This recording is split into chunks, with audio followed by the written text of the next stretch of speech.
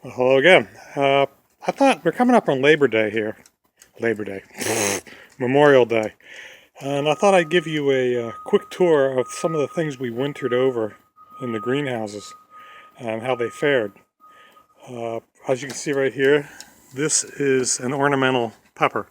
And the only reason I even um, wintered it over was because I was curious to see how big the bush would get this year. You can see it's blooming out already, and it'll develop little purple pepper. Yeah, easy for me to say. Little purple peppers all over it. They're edible. They're not too bad. They might be good in salads, but more for ornamental use. Over here, you see our elephant ear. On this one, I was quite surprised about. All we did was just wheel it in the greenhouse and make sure it didn't dry out. And you can see over here that one leaf in the back there that's all kind of chewed up and brown. That's one of the original leaves from last year. We'll cut that off after we get a few more leaves on this thing. But you can see it's already leafing out fairly well.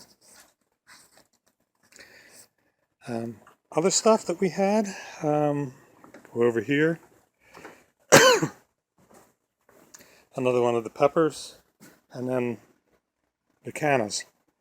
We pulled them out of the pond, the gravel pond, the gravel bed in the pond, and we just stuck them in some Home Depot buckets with some water and wintered them over in the greenhouse. Now the greenhouse that they were in, we did keep that one at between 55 and 60 all winter long. The one that the elephant ear was in, that only stayed at 45. We didn't heat that one too much, and it did fairly well. Over here, we have, I believe that's a Maruga scorpion. That one was wintered over. Up inside the house, under some cheap 100-watt LED bulbs that I set up in our office. And it did pretty well. It's starting to leaf out. All the leaves from last year, slowly but surely, have been turning yellow and dropping off. But it looks pretty good. Let me take you around the other side here and I'll show you the full lineup. And there you are. Every one of these peppers in the line here was wintered over inside the house under some cheap LED bulbs that I bought down at Home Depot.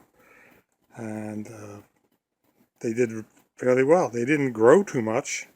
I had to chop them back once during the winter, and they were all inside these. Let's see. You see these 3-gallon bags here, and when I brought them out, we just moved them up to the 5-gallon bags, and that's where they'll spend their this summer, in the 5-gallon bags. It's got each one has irrigation going to it, so it won't dry out. And then at the end of the year, these will probably be left to the frost. And I'll pick out a few good ones from the 3-gallon bags and move them inside and keep them until next year. It works out pretty well. And as you can see, these things are already fairly big and all leafed out. So yeah, it works pretty well. One of the things we did do over here is you see this one down here.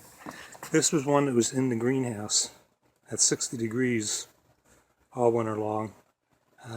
We had 6 of them in there. 2 of them actually survived. And I think that was mainly more my fault than anything. I think I kept them too wet and the roots just rotted out and they died. Otherwise, not too bad. They, if I had just thrown 1 or 2 lights on them, they probably would have survived better. But I don't think I'll be doing it in the greenhouse this year. I'll just do whatever I do. I'll be inside the house under the lights. That's about it. You can see where tomatoes and everything else here are all going already. Just wait to start getting the harvest. You have a good holiday, and we'll talk to you later. Bye.